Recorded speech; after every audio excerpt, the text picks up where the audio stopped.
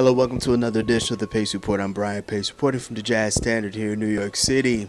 Blessing the band stage this week in his trio is pianist Vijay Iyer. As you might know, over the last decade, this gentleman has been both on the front lines in the classroom as well as on the band stage, contributing as well as bringing a very unique voice to this idiom called jazz. Tonight, he's playing with his trio, which features Stephan Crump on bass as well as Gilmore on drums, and this trio's been together for well over a decade. I had a chance to sit down and break bread with Vijay earlier before his set, and we talked about his role as a pianist and how this trio has evolved well over a decade. Also, we talked about his latest collaboration with trumpeter and activist Wadada Leo Smith, and they have an exciting recording on the ECM record imprint, as well as talk about his role as professor at Harvard University. So sit back, relax, and enjoy the sounds of Mr. Vijay Iyer and his trio, live here at the Jazz Standard as part of the Pace Report, reporting from New York City.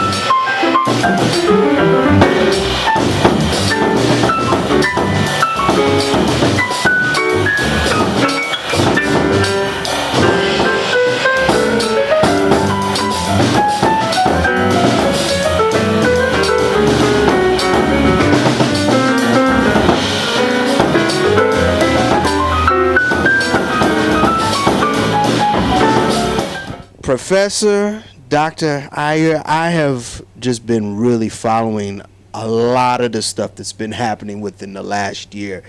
We got a lot to cover. First of all, I want to congratulate you on what you're doing with Wadada. I think this recording that you have done is very, very important, and also how you presented the music with the museum. I want to ask, how did they ask you to bring this project together and also put it into fruition?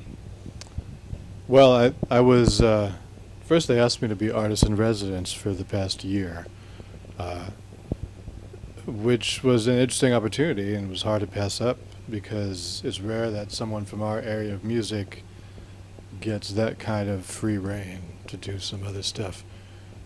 So one of the things they were suggesting is that I check out what's on deck to be, exhibited during that year. So this was like a year and a half, or almost 2 years ago. We were talking about this, and it turned out that when the Metropolitan Museum reopened what's now called the Met Breuer, which is the former home of the Whitney Museum over on Madison and 75th. They opened in March in that new space, and so one of the exhibits that opened that month was by this Indian woman, an artist named Nasreen Mohammadi, and her work is just riveting and really fascinating, and not like really anything I've seen before. And especially for a woman from her era and from her culture, she was basically a secular but Muslim woman living in India in the 50s, 60s, 70s, 80s. For her to be dealing with abstract kinds of expression and with really a meticulous technique and all that is really like nothing else. It's kind of almost seems like it's from another world or another time. So there's something just very strong and appealing about her work. Around the same time, Wadada Leo Smith and I were talking about doing a duo project. And so the Met commissioned me to do something in relation to Nasreen Mohammadi's work, and I thought, well, after just staring at her images for a while, of her drawings and paintings, it sort of dawned on me that it was a perfect kind of alignment with what I was thinking about with Wadada. It gave us just the right kind of point of reference or inspiration. It gave us something to meditate on together, so we could kind of reach beyond ourselves, create something. So that's what happened. So then we made this album, which is called A Cosmic Rhythm with Each Stroke. It came out this year on ECM Records. Wadada is a very, very special spirit to the idiom of jazz, and explain to the viewers why he brings a very unique voice to not only just the idiom of the music, but also just the African American experience as far as this music and culture. Yeah, well, he's a brilliant composer and brilliant thinker, but he's also he comes from the source. He was born and raised in Mississippi. He played in blues bands growing up. Came eventually north to Chicago and became part of the AACM, which is the Association for the Advancement of Creative Musicians, a collective of African American musicians on the south side of Chicago. So there's sort of like a blues sensibility merged with this real experimental and wide open, basically research mentality and a spiritual practice that keeps evolving. And he just has this communicative power when he plays. You can just hear it in the first sound he makes, that it just sort of reaches into you, and changes you. He has this sort of transformative power. It's like a magician. So it's been a real honor getting to work with him over these years.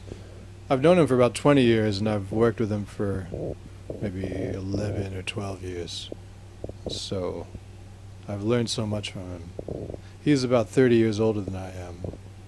And so he just keeps showing me how much farther I can go, How has he helped you get more steeped in the tradition? What has he done musically? And also, as far as the history side, what are some of the things that he's imparted in you moving forward? Well, what's really inspiring about him is that he's, first of all, a very spiritual person, but also he's an activist, and all of those things are sort of the same thing for him. Having a sense of community and understanding of history, it's all part of his, it's like it's part of his spiritual practice. And so when he makes music, he's drawing from all of that. He's done a lot of work about the civil rights movement. he did this fantastic, massive opus called 10 Freedom Summers. And I got to play some of that material with him. So he's always paying tribute to the men and women who put their bodies on the line, and change the world that way. And so he never loses sight of that. So even though his work can be quite abstract at times, it always has, on the one hand, that blues sensibility, and also the sense of community, the sense of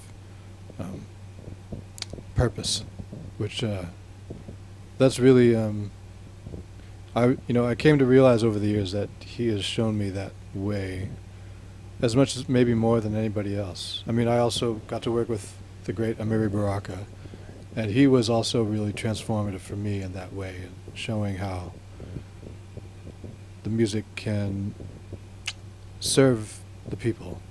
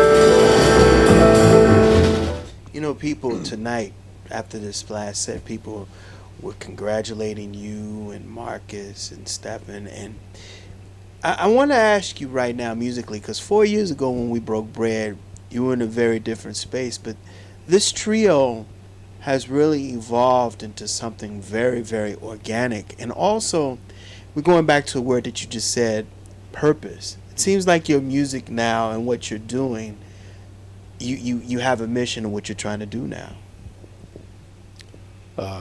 Thanks. Was that a question? I don't know. I'm honored that you hear it that way. A lot of it happens beyond our intention. We've had the good fortune to get to travel a lot and work a lot as a band over the last several years. Our first trio album came out in 2009. We've basically been touring constantly since then. 3 or 4 tours a year in Europe and in the U.S., all over the North America and everything. A lot of festivals, a lot of club gigs, every kind of place, the underground, the prestigious, the busted, everything. And so it's just actually what it's helped us do is practice communicating, and not just amongst ourselves, but with an audience. And then learning to trust that process so that sometimes people say well, you look like you're just absorbed in the music when you're playing. But actually what I'm doing is listening really hard, and not just to myself or to the other guys, but to everybody and everything in the room. And trying to really serve it, like I said, really serve the people and give them something. Try to reach everybody in the room, and I mean every body in the room, because the music is physical, it's made of action, and it reaches people in that way, and they have a reaction, So I try to make it my business. I don't know if I succeed, but I try very hard to really consider every single body and soul in the room and try to reach them and be connected with them. VJ, how has your playing changed? Because going back, you were thrown into the trenches with Donald. What was it, Quinn Bailey, for the drummer for Jimmy Smith? Donald Bailey. Donald Bailey. I got to work with him back in the '90s in California. Also with a drummer named E.W. Wainwright, who was he was McCoy Tyner's drummer for a long time, and Pharoah Sanders' drummer for a long time. West Coast brother, elder, spirit, statesman. Cause starting off, because when you were an undergrad, you were just like, I'm tired of physics, and you really were wanting to get into the music thing, and you were kind of steeped in both the academia side, but also your passion was beginning to be with music. And I just want to, musically, as a piano player, what are some of the things that you have done and have grown musically over the last 10 years? Well, I hope I've gotten better. You never can be sure, but I think what I've been able to do, partly by virtue of working with all the people we just mentioned, with Wadada and with Marcus Gilmore and Stephan Crump, my colleagues in the trio, and with many other people that I've had the good fortune to work with, is first of all, be a better listener. Really hear in terms of each other and learn how to accommodate the sounds of others. And also really think about sound itself and think about touch, and texture and sensation. The sensation of the sound is actually, in a lot of ways, more important than the notes or anything. It's actually about what the air feels like. I mentioned during the set, music is just made of air moving around.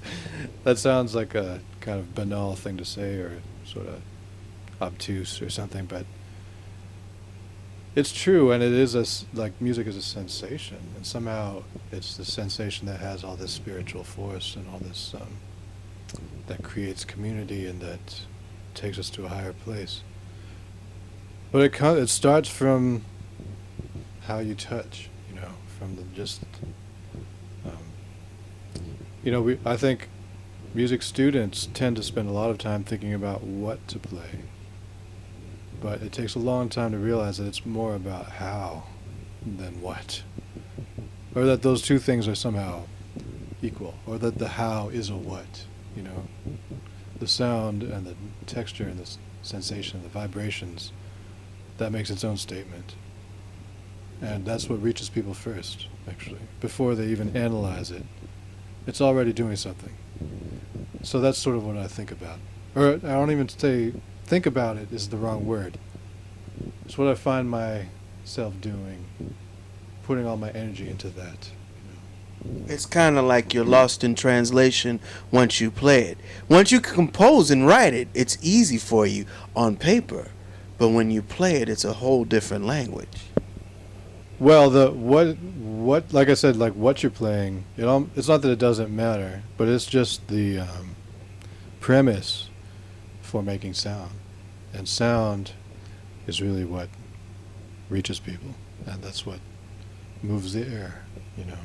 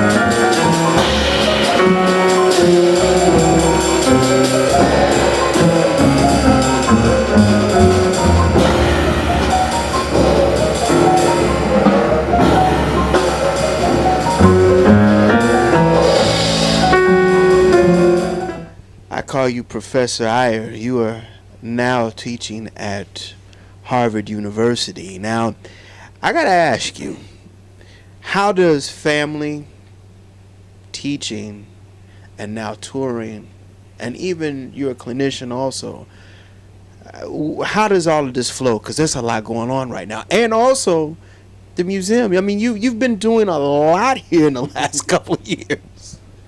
Well, it's sort of about whether I get to be local or not. Like this week is nice because I'm home, you know. And I'm about to be on sabbatical from Harvard. I've been there for a few years now, and they let me have a break of a whole year. So I'm going to take that time to regroup and be with the family more and try to rebuild and start creating anew, you know. But it is a constant flurry, and luckily the music itself gives me a center. You think ECM, Bernard Actor, he's allowed you to musically move where you want to go? Because ECM has always been home to a lot of great, great musicians. And the works that ECM has put out for over 40 decades or 4 decades has really kind of been like a very important part of jazz music. Yeah, it's great to be a part of that legacy and to be given the space and the sensitivity. That's basically what it comes down to. I think what ECM sound is known for, if it doesn't, you can't really unify it all because it's 1,000 or so albums. They're all different. But what I think they all have in common is that someone listened really carefully in the course of making it. And that's usually Manfred Eicher, who's the producer and the founder of the label. So he takes the process very seriously, and so it gives us the chance to really explore, to take our time to deal with silence and space, not always be forcing the music. So I think there's room for subtlety in there, which is nice. It's like grown folks' music. That'll do it again for another edition of the Pace Report, reporting from the Jazz Standard here in New York City. I'd like to personally thank the incomparable Vijay Iyer for his time. Also, I'd like to personally thank the staff and management here at the Jazz Standard for their warm hospitality. As always, please visit my website, www.thepacereport.com, for my weekly column, as well as my past segments. Until next time, remember, if it's in the groove, it'll make you move. Till next time, peace.